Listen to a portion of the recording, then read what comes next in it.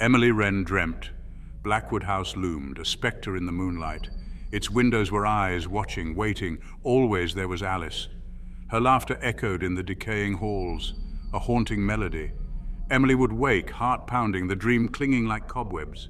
Blackwood House, it had been her childhood home, a place of shadows and whispers.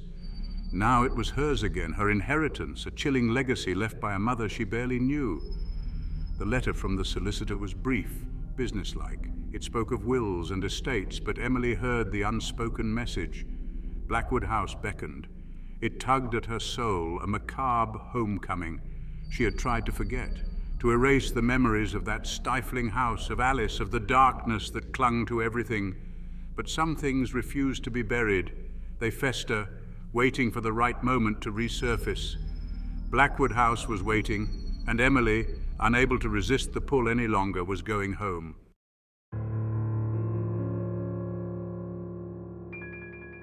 The town of Ravensbrook huddled beneath a perpetual blanket of mist.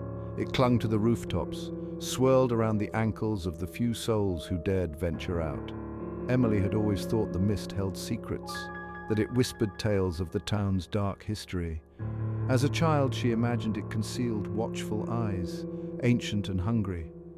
It was the same mist that had swallowed Alice all those years ago, leaving behind only whispers and unanswered questions. Now, stepping out of her car, the air thick with the scent of damp earth and decay, Emily felt a familiar unease creep up her spine. Ravensbrook had not forgotten her. The town remembered the Blackwood lineage, their legacy woven into the very fabric of its being. She could feel the weight of their history pressing down on her, suffocating her. The villagers, faces etched with a lifetime of secrets, met her gaze with a mixture of pity and apprehension. Their whispers followed her like shadows. They spoke of a curse, passed down through generations, a stain on the Blackwood name. Emily tried to ignore them, to dismiss their superstitions as the ramblings of small-minded folk. But deep down, a seed of doubt took root. She reached the iron gates of Blackwood House, their wrought iron twisted into grotesque shapes. They groaned open as if in warning. The drive was overgrown, the house at the end of it a looming silhouette against the darkening sky. As Emily made her way towards it, she couldn't shake the feeling that she was walking into the jaws of a beast, a place of ancient evil and unspeakable sorrow.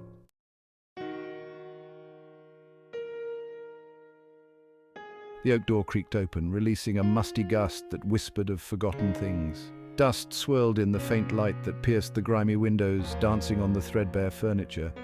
Blackwood House had been grand once, a testament to a bygone era of elegance and wealth. Now it was a decaying dowager, its former glory shrouded in cobwebs and shadows. But beneath the decay, Emily felt the echoes of her past, a symphony of laughter and fear played out in the silence. She walked through the house, her footsteps muffled by the thick carpets. Each room held a memory, a fragment of her childhood. The ornate dining room where they had gathered for hushed meals under the watchful gaze of stern-faced portraits. The drawing room, where Alice had taught her to dance, their laughter echoing in the high-ceilinged space. And then the library. It had always been her sanctuary, a haven of books and flickering lamplight. But now, even the familiar scent of aged paper and leather couldn't dispel the oppressive atmosphere. The air grew colder as she climbed the grand staircase, its once polished banister now rough to the touch. The shadows seemed to deepen, pressing in on her like unseen hands. She reached her old bedroom, its door hanging ajar as if inviting her in. The floral wallpaper was faded, the once bright colors now muted with age. Her childhood bed, draped in white sheets, looked eerily untouched. It was as though time had stood still in this room, frozen in a moment of perpetual anticipation. Standing there, surrounded by the ghosts of her past, Emily felt a shiver run down her spine. Blackwood House was more than just a house. It was a living entity, its walls steeped in memory and sorrow. And as she stood there, she couldn't shake the feeling that she was not alone.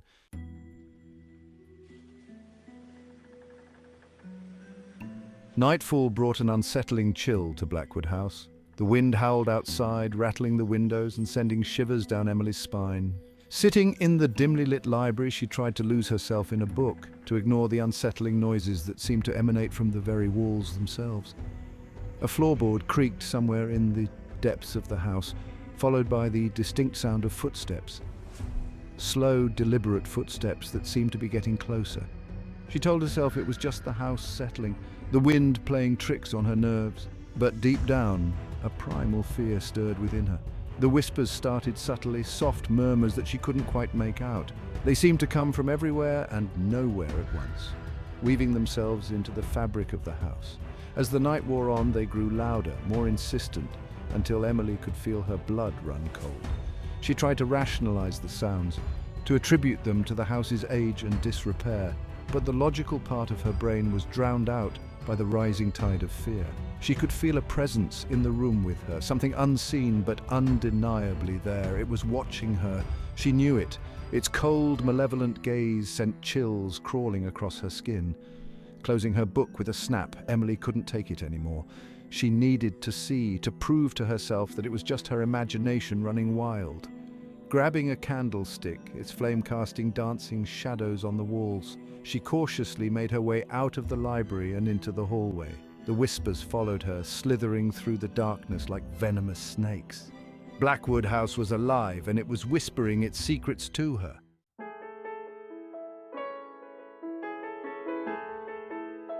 A loose floorboard in what was once Alice's bedroom gave way under Emily's weight, revealing a small wooden box tucked away in the darkness.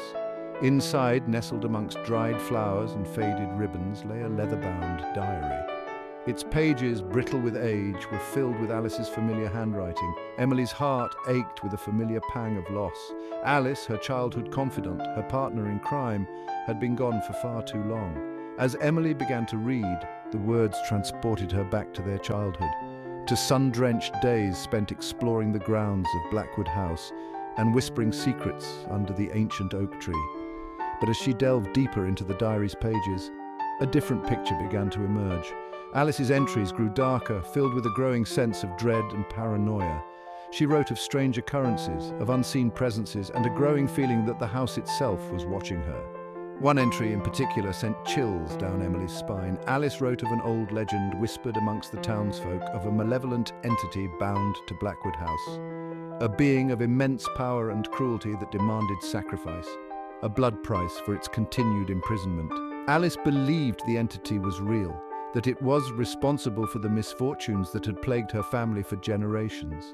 Emily's rational mind screamed at her to dismiss Alice's words as the ramblings of a frightened girl, but deep down, a seed of unease began to take root. The strange happenings, the whispers, the oppressive atmosphere of Blackwood House, they all pointed to something sinister lurking beneath the surface. Alice had been onto something, she was sure of it. But what had she uncovered? And was it already too late for Emily to escape its clutches?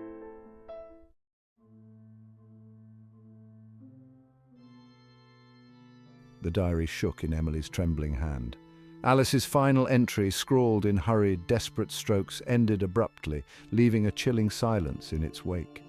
The weight of her friend's words, of her fear and certainty, pressed down on Emily, threatening to crush her spirit. Alice hadn't been delusional. This house, her legacy, was steeped in a darkness that ran deeper than she could have ever imagined.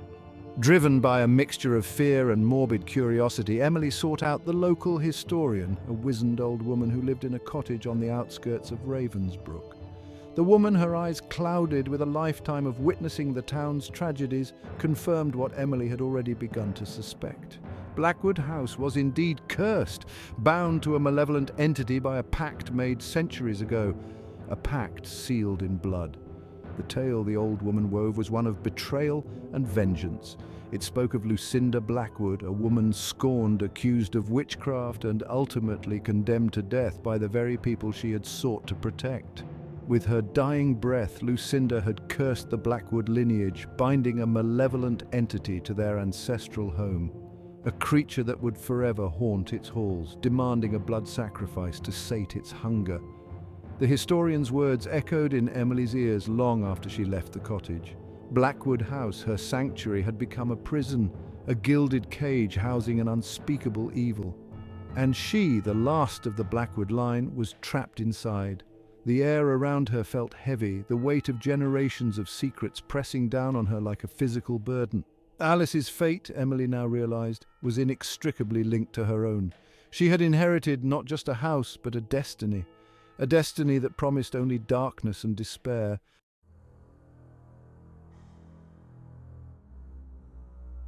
Alice's diary became a map, its cryptic entries leading Emily deeper into Blackwood House's abyss. A hidden passage concealed behind a bookshelf in the library revealed a chamber untouched by time. A chill permeated the air, sending a shiver down Emily's spine. The room was circular, its stone walls adorned with disturbing symbols that seemed to writhe in the flickering light of her lantern. A large, ornate table dominated the center of the chamber, its surface etched with grooves that seemed to pulse with an eerie light. A sense of dread, heavy and suffocating, filled the room, whispering of dark rituals and unspeakable sacrifices.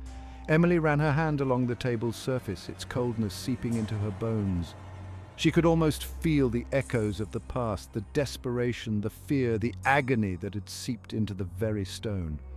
A heavy book lay open on the table, its pages filled with arcane symbols and diagrams. Emily recognized the language as Latin, her eyes scanning the text, her heart pounding in her chest. The words spoke of summoning, of binding, of a pact made with an entity from beyond the veil of reality. It was Lucinda's grimoire, the source of her power, the key to understanding the darkness that had consumed Blackwood House. As Emily delved deeper into the grimoire's pages, a sense of unease settled over her. The air grew thick, making it difficult to breathe. The symbols on the wall seemed to pulsate with a life of their own, their forms shifting and contorting before her very eyes. Blackwood House was awakening, and Emily was caught in its grip. She had stumbled upon something ancient and powerful, something that should have remained hidden.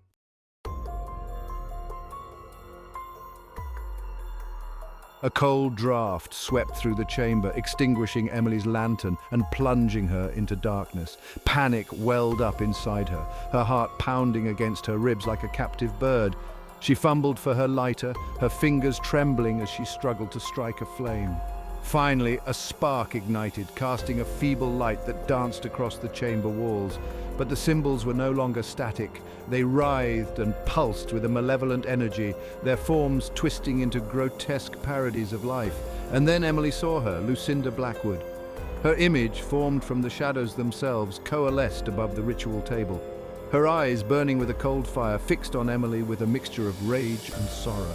Time seemed to stand still as their gazes locked, Emily's blood turning to ice in her veins. Lucinda's voice, a low, mournful whisper that seemed to emanate from the very walls themselves, filled the chamber. She spoke of betrayal, of the injustice she had suffered at the hands of those she had trusted. Her words dripped with venom, her rage palpable in the oppressive air.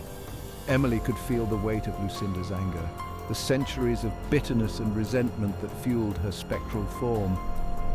"You cannot escape your destiny," Lucinda's voice echoed through the chamber, each word a hammer blow to Emily's resolve. "The bloodline must end." The shadows around Lucinda's form deepened, swirling like a storm cloud as her anger grew. Emily was trapped, caught in the grip of a power beyond her comprehension. The air crackled with energy, the stench of ozone filling Emily's nostrils. The entity was close. She could feel its presence, vast and malevolent, lurking just beyond the veil of reality.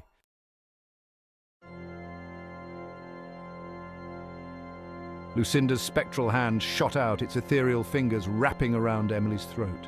The air rushed from her lungs and she clawed desperately at the intangible grip, her vision blurring at the edges. The grimoire lay open on the table beside her, its pages filled with arcane symbols and diagrams. One image in particular caught her eye, a ritual of binding, of severing the connection between Lucinda and the entity. With her last reserves of strength, Emily lunged for the book, her fingers closing around its leather cover. Lucinda's grip tightened, her spectral face contorted in a mask of fury. "You cannot stop what has already begun," she hissed, her voice a venomous whisper in Emily's ear. But Emily was desperate. She'd come too far to be defeated now. Mustering every ounce of willpower, Emily slammed the grimoire shut, the sound echoing through the chamber like a thunderclap. A blinding light erupted from the book, throwing Emily backwards and forcing Lucinda to recoil. The symbols on the walls flared and died, the air thick with the smell of ozone and burnt flesh. The entity, disturbed from its slumber, roared its displeasure, the sound shaking the very foundations of Blackwood House. Emily scrambled back, clutching the grimoire to her chest. Lucinda's form flickered, her anger momentarily forgotten as she turned towards the source of the disturbance. "You dare interfere!" she shrieked, her voice filled with rage. "I'm bound to this place, to my vengeance!" But it was too late. The ritual had been disrupted, the delicate balance of power upset, and Emily, armed with the knowledge contained within the grimoire, was ready to fight back.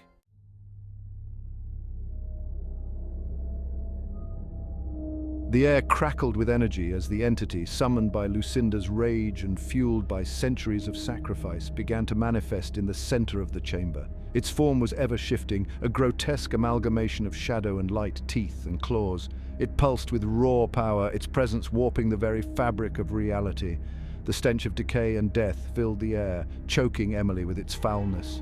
Terror threatened to consume her, but Emily clung to the grimoire, its weight a reassurance in the face of unimaginable horror.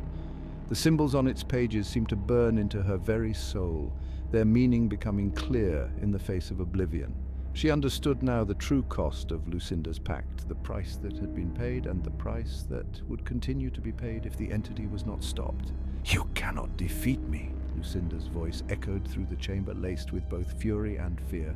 "I have given this creature everything. It is mine to command." But even as she spoke, Emily could sense doubt creeping into Lucinda's voice. The entity, its power now fully unleashed, was a force beyond even her control. Emily drew a shaky breath, steeling herself for the confrontation. The grimoire had shown her the way, the incantations and gestures needed to bind the entity, to send it back to the abyss from whence it came. But the ritual was dangerous, fraught with risk. One wrong word, one misplaced gesture, and Emily knew she would be consumed along with Lucinda and everything else in her path. But she had no choice. The fate of Blackwood House, of Ravensbrook, of her very soul, hung in the balance.